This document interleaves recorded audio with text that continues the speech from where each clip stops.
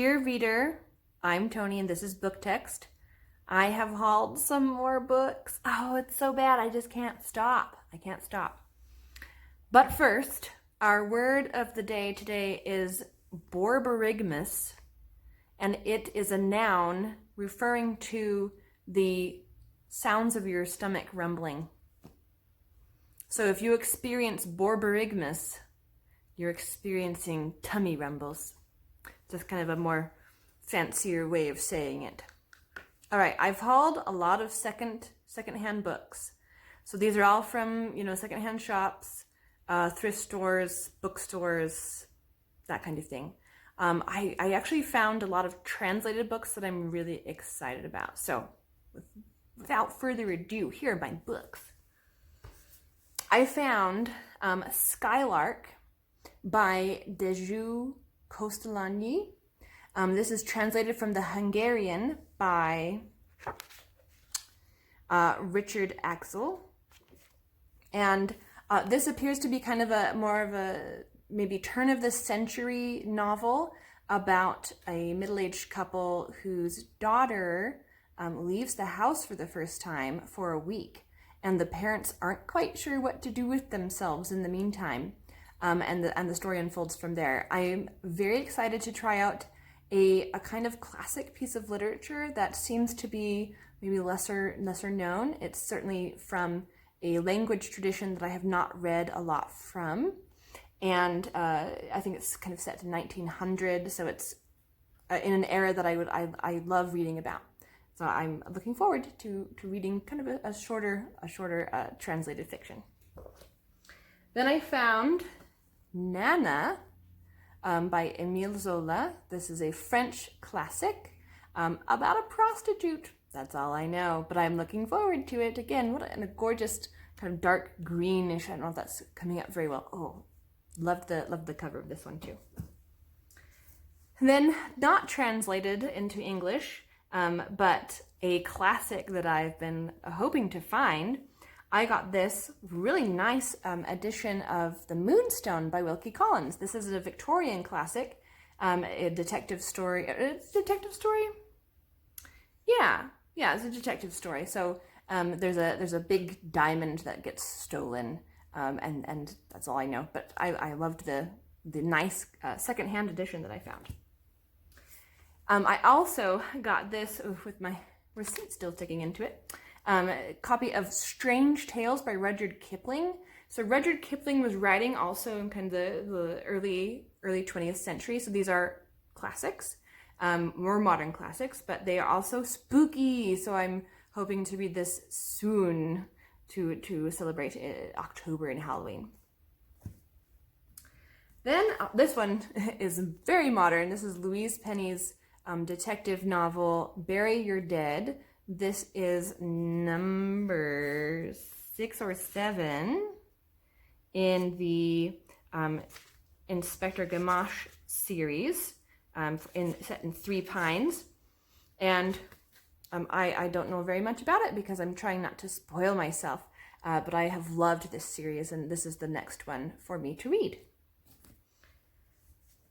I also found another translated classic, and this one is translated from Hungarian. Are they both translated from Hungarian? What are the odds?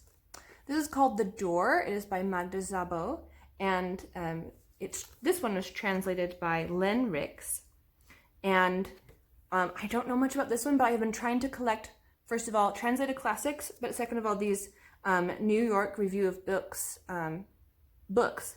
And both The Doerr and Skylark are from that publishing line. So I'm trying to complete my collection of those translated classics.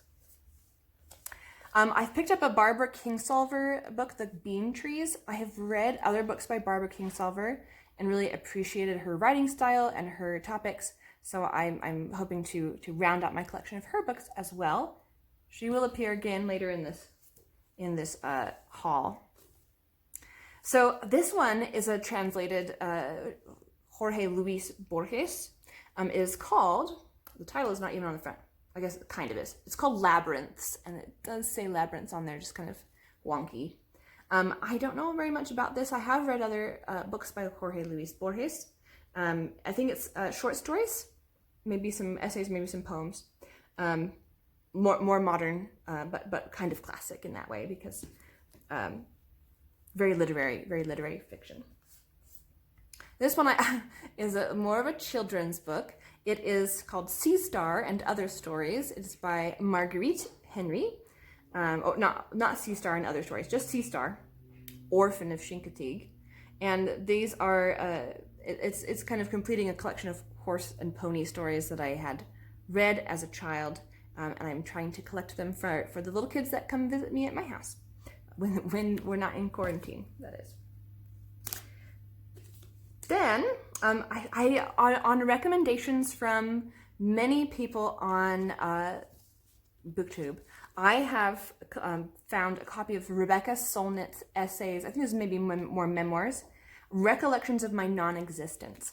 I read a couple articles that she wrote during the quarantine about the quarantine and about kind of life under quarantine. I thought they were fascinating. So I'm hoping to learn a lot from her, from this book of her writings. Here's my next Barbara Kingsolver. I told you she'd be back. This is called Prodigal Summer.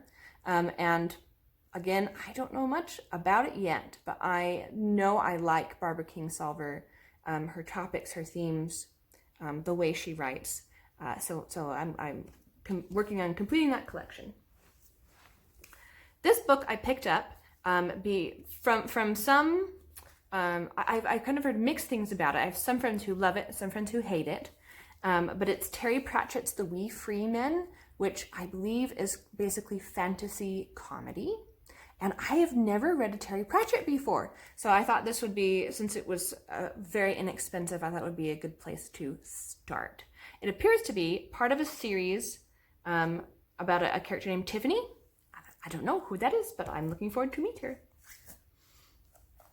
This next book I picked it up because it's the winner of the National Book Award, and I'm not sure which year, but I'm sure that the cover will tell me somewhere, right?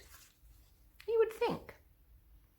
Well, it was originally published in 1978, so it's probably in the 70s is when it won this award. It is called Stones for Ibarra.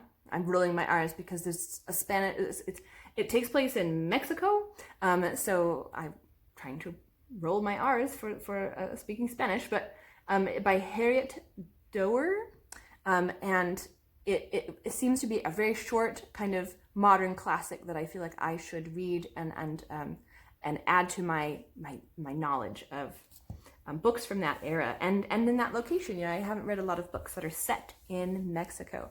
I've read some books about Mexican Americans, but not a lot set in Mexico. Okay, this one I picked up from my library's book sale, and I was just drawn to the title. It's Women Who Run with the Wolves, Myths and Stories of the Wild Woman Archetype. So it appears to be a little bit more academic, and it also appears to have been in a fire. So the book itself is not damaged. There's no physical damage, but boy, does it smell like fire smoke, like not cigarette smoke. It has been in a fire, near a fire. So there's some smoke damage, I guess is what I'm trying to say, which just gives it more character. It's not pungent. It's not like I pick up the book and immediately smell it. I have to get really in there to smell it. But I just thought it was kind of an interesting tidbit about the smell of that book. But I'm looking forward to kind of reading more, kind of rounding out my studies of women in literature. Okay, then I've picked up some of these paperbacks. T.H. White's The Once and Future King. This is a kind of a modern classic about King Arthur. Then I grabbed London, the novel by Edward Rutherford. I've been collecting some of his massive books that are basically epics about places, and I've been really intrigued by that kind of subgenre of historical fiction. So I am really interested in. I haven't read one yet, but I'm collecting them. because they're pretty inexpensive and I can find them at every thrift store I go to. So there's something about them that's calling to me, and I hope to start reading them soon. I also grabbed this fantasy epic from an author who I've met. I met him before I read any of his books, and I don't think I've read any since. So this would be my first by him. It is The Rune Lords by David Farland. And that's all I know. There may be ghosts involved. I love stories with ghosts. So I'm adding to my collection of fantasy epics, which I haven't read a lot of recently, but I kind of go in waves. And so when I come back to my wave of being really interested in epic fantasy, I will have that available to me to pick up. I grabbed this book, Robert Macfarlane's The Wild Places, because it is about the British landscape, wild places. The back says, are there any genuinely wild places left in Britain and Ireland? And there's lots of little illustrations or pictures about the things he's talking about. Some of the chapters they just sounded really pleasing to me. Beechwood, valley, forest, holloway, salt marsh, beechwood again. So it comes back to the beginning at the end. So I don't know much about it. It is nonfiction, but I'm hoping to read it maybe in Nonfiction November. I have picked up Amy Stewart's Girl Waits with Gun. I've read this already earlier this year or last year. It is historical fiction but based on the real account of America's first female deputy sheriff. And it was amazing. I've read a couple of the sequels as well. So now I finally own my own copy of the first book. I grabbed F. Scott Fitzgerald's Tender is the Night. Again, I'm just trying to collect my classics. This seems to be, there's the kind of extensive notes that someone has written that I think are kind of interesting. I don't know if this, because I live near several universities, this may have belonged to a university student or professor. I wouldn't put it past somebody like that, because these seem to be professorial notes, I would say. But it appears to be about younger characters than you encounter in some of his other works. So I'm just curious to see what this one's like. This one I picked up first because I recognized the name E.L. Konigsberg. I've read one other book by her, but I was unfamiliar with this title, The Second Mrs. Gioconda. So this is historical fiction about the Mona Lisa, the kind of the story behind the painting of the Mona Lisa. So, and another fairly short one. It may be kind of young adult, middle grade, but that's fine. I just thought the whole premise was interesting. I was curious. I was also curious about this one. It is nonfiction, so again, I might save this for Nonfiction November. But it is called Wide as the Waters, and it is the story of the English Bible and the revolution it inspired. This is by Benson Bobrick. So this is again nonfiction. I thought that the topic was super interesting, and that's an era of history that I would like to know more about. I love this cover. This is called Mr. Rosenblum Dreams in English. It is by Natasha Solomons. It is the story of a German immigrant shortly before the breakout of World War II who moves to England and tries to be the ideal Englishman so that he is kind of separating himself from Hitler in Germany. And it's called Utterly Charming and a Very Funny Fable. And I just peeked through and saw one of the lists that he receives upon arriving in England that's about how to become an Englishman. It was super funny. So I'm just looking forward to reading more about England, basically. This last one from this pile is Mary Stuart's Rose Cottage. I have read a couple of Mary Stuart's and really enjoyed one of them, mostly enjoyed another one. So I'm hoping that this falls more in the category of really enjoyed. I don't know a ton about it, but it's about a woman returning to her childhood home, and I'm assuming her childhood home is the Rose Cottage. But just a delightful little painting there. I loved the feel of this book when I picked it up. So it reminds me a little bit of her book Thorny Hold. So I'm kind of curious to see how much the similarities line up. Okay, my last pile are more recent. I actually just bought these today, and I'm so excited to share them with you. So this one is a Virago Modern Classic, and before I show you the cover, I'll admit it's a creepy cover. The painting, there's just something really sublime, not sublime, that's not really the word I want, but there's something eerie about this, uncanny, that's a good word. There's something uncanny about this painting on the cover. But this is Antonia White's Frost in May. There's the creepy cover. And it is, I think, written in 1933 about a girl who's been sent to a convent. And the author, Antonia White, is kind of an early 20th century female writer, which is something I'm trying to read more of, and I've never heard of her before. So this should be an interesting foray into her work. This next one I'm so excited about. Okay, this is the Everyman Library's edition of Mary Wollstonecraft's The Rights of Woman. And I just couldn't help it. It's gorgeous and pretty untouched, even though it was secondhand. I think it belonged to a library originally. And it just is a collection of her essays about proto-feminism, essentially, particularly her thoughts on the education that women were not receiving but deserved to receive. And in just reading her introduction to this collection, I felt like I was reading something so modern. The language was obviously pretty late 18th century, early 19th century, but it was, it kind of felt like you were reading Elizabeth Bennet's best tirades, but the content is still so important today. So I'm just like devouring that one already. I found another translated classic. I'm super excited about these next two. This one I believe is translated from German. It is Adelbert Stifter's Brigitte and Other Tales. Stifter appears to have been he was an Austrian writer in the 19th century. So this is a 19th century Austrian classic.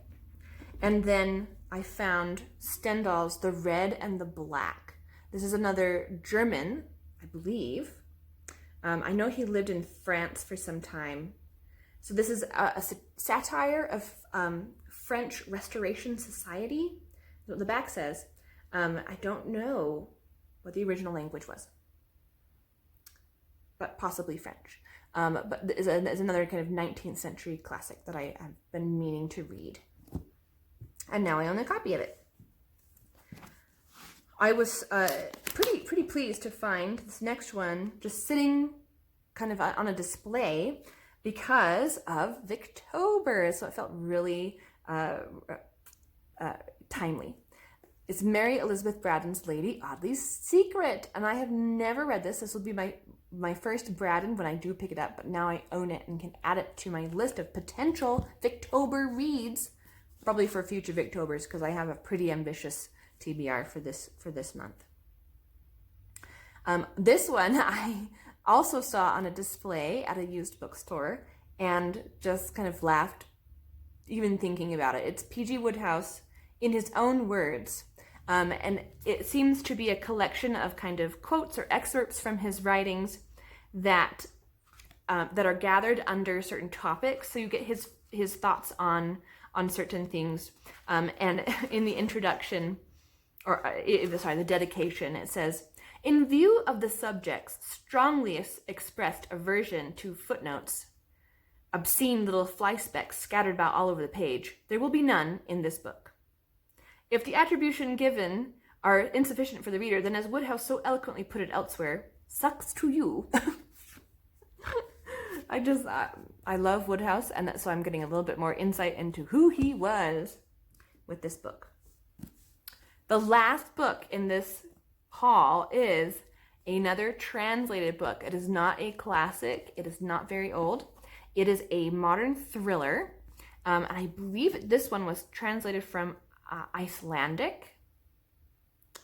So it's considered Nordic fiction, which could be a number of countries. But I feel like I'll confirm, but I think it's Icelandic. It is The Day is Dark by Yrsa Sigurdardóttir. But it's a thriller. It's set in Greenland. There's a female sleuth. It just sounds kind of right up my alley. So I'm going to add this to my forever long TBR. So there you go. Another haul. Another, set of my budget blown on books. But that's okay because I'm investing in my mind, in my education, in my hobbies, and it makes me happy. I need to have books for my happiness, I found. So have you hauled any books recently? Are you having the same addictive problem that I'm having with book hauls? Please let me know. And remember, there's always another book.